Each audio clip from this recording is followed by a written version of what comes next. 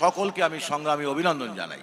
তার সাথে সাথে যারা আজকে সামনে আসন গ্রহণ করেছেন তাদেরকে অভিনন্দন জানাচ্ছি, আর যারা রাস্তায় ঘুরছেন তাদেরকে একটু সামনে এসে আসন গ্রহণ করবার জন্য অনুরোধ করছি। কারণ ইন্ডিয়ান সেকুলার ফ্রন্ট এমন একটা পার্টি যার শৃঙ্খলাটা হচ্ছে সবচেয়ে বড় জিনিস। সুতরাং শৃঙ্খলাটা যদি আপনারা রাখতে না পারেন, আর কয়েক মিনিটের মধ্যেই আমাদের চেয়ারম্যান, পার্টির চেয়ারম্যান, আমাদের সকলের নয়নের মণি নওশাদ সিদ্দিকী ভাইজান মঞ্চে আসবেন। তাই আমি অনুরোধ করছি, আমার জেলা সম্পাদক আপনাদের অনুরোধ করেছে আসন গ্রহণ করাবার জন্য, কিন্তু আপনারা তবুও দাঁড়িয়ে আছেন। আমি জানি না কেন আপনারা দাঁড়িয়ে আছেন, বসতে অসুবিধা হচ্ছে কি আপনাদের, সেদিকে নজর দেওয়ার জন্য আমি রজব ভাইকে, এখানকার বিভা অঞ্চল, আমাদের পার্টির বিভা অঞ্চলের যে সভাপতি, আমি রজব ভাইকে নির্দেশ দিচ্ছি ইমিডিয়েট সবাইকে বসানোর ব্যবস্থা করুন, বসানোর ব্যবস্থা করুন। যাই হোক, দেখুন ভাইজান এসে গেছে, ভাইজানের অনেক কর্মসূচি আছে, বেশি বক্তব্য আপনাদের সামনে রাখবো না। শুধু আমি একটা কথা দিয়ে আপনাদের শুরু করছি। আপনারা কালকে একটি ঘটনা দেখেছেন যে কাঠের মানে রাস্তা দিয়ে একজন মাকে হসপিটালে নিয়ে যাচ্ছিলেন মালদা জেলায়, মাঝপথে মারা যায়। তখন আমাদের রাজ্যের গ্রন্থাগার মন্ত্রী সিদ্দিকুল্লাহ চৌধুরী বললেন কপালে ছিল তাই মারা গেছেন। অদ্ভুত ব্যাপার, ওই গ্রামের ওই ফ্যামিলির 3 জন একইভাবে মারা গেছে 12 বছরের মধ্যে, একইভাবে। অথচ 12 বছরের মধ্যে 5 কিলোমিটার রাস্তা তৈরি করবার সাহস কিন্তু ওদের হলো না। অর্থাৎ কেন হলো না? নওশাদ সিদ্দিকী জিন্দাবাদ, নওশাদ সিদ্দিকী স্বাগতম, ইন্ডিয়ান সেকুলার ফ্রন্ট জিন্দাবাদ, পার্টির চেয়ারম্যান, আমাদের আইএসএফের চেয়ারম্যান ও নয়নের মণি নওশাদ সিদ্দিকী ভাইজান স্বাগতম, নওশাদ সিদ্দিকী ভাইজান স্বাগতম, নওশাদ সিদ্দিকী ভাইজান স্বাগতম, নওশাদ সিদ্দিকী ভাইজান স্বাগতম, আইএসএফ জিন্দাবাদ, আইএসএফ জিন্দাবাদ। ঠিক আছে, আপনারা এবার আসন গ্রহণ করুন। আমাদের প্রিয় ভাইজান, আমাদের চেয়ারম্যান মঞ্চে আসছেন। আপনারা একটুখানি সবাই জায়গাটা, যারা সবাই বসে পড়ুন, একটু বসে পড়ুন।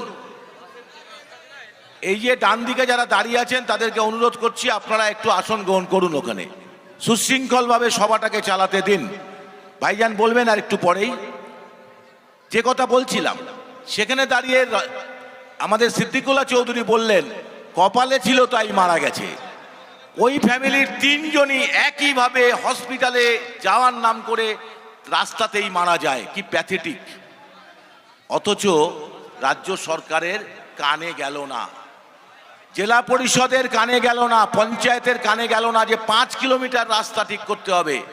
আসলে রাস্তা ঠিক করতে গেলে কাটমানিটা দিতে হয় পূর্ত দপ্তরকে, আর কাটমানি না দিলে তৃণমূল টিকবে না।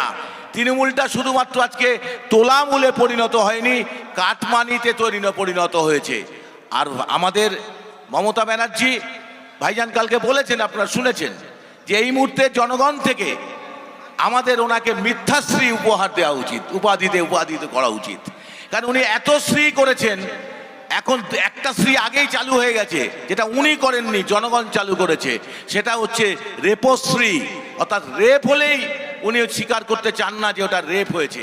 উনি তখন বলেন কোনো প্রেমের সম্পর্ক ছিল বা কোনো খদ্দেরদের সাথে দ্বন্দ্ব ছিল, এই বলে এড়িয়ে যাওয়ার চেষ্টা করেন। ওই শ্রীটা হয়ে গেছে। আর কালকে হয়ে গেছে হতশ্রী। কালকে রুমা রায়ের মৃত্যুর পরে তার নাম হয়ে গেল জনগণ থেকে হতশ্রী। আমি এই কথাটা বলতে চাইছি এই কারণে যে পশ্চিমবঙ্গে আজকে আর কোনো সরকার নেই। একটা লুম্পেন্ডের সরকার চলছে, লুটেরারের সরকার চলছে। রাজ্য যখন চলছে তখন আমাদের মুখ্যমন্ত্রী মাননীয়া শুধু চক্রান্তের হদিশ দেখছেন, উনি কিচ্ছু দেখেননি।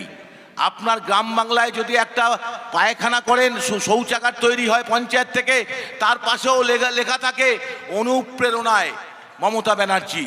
যা কিছু দেখবেন সব অনুপ্রেরণা। শুধুমাত্র বালুর চুরিটা উনি দেখেন না, ওটা অনুপ্রেরণা নয়, ওটা বালুর দায়িত্ব।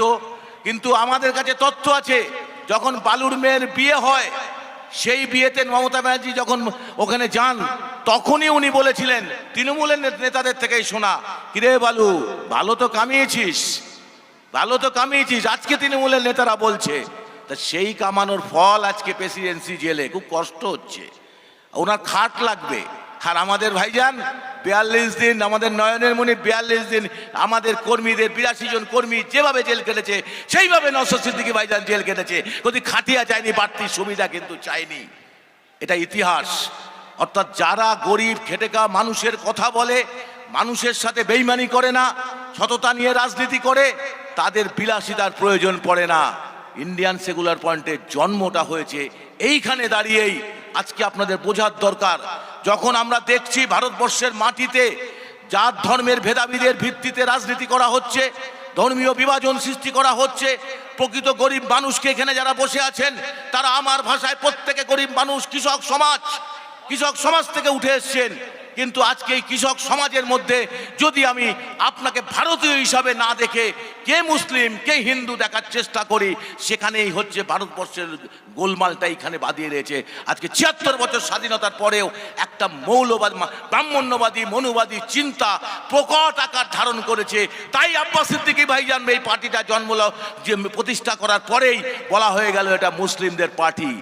কোনো ধর্মীয় দলের ভিত্তিতে কোনো ধর্মীয় নেতা পার্টি তৈরি করলে সেটা ধর্মের দল হয় না, তার রেজিস্ট্রেশন হয় না, ভারতের সংবিধানে কোথাও লেখা নেই।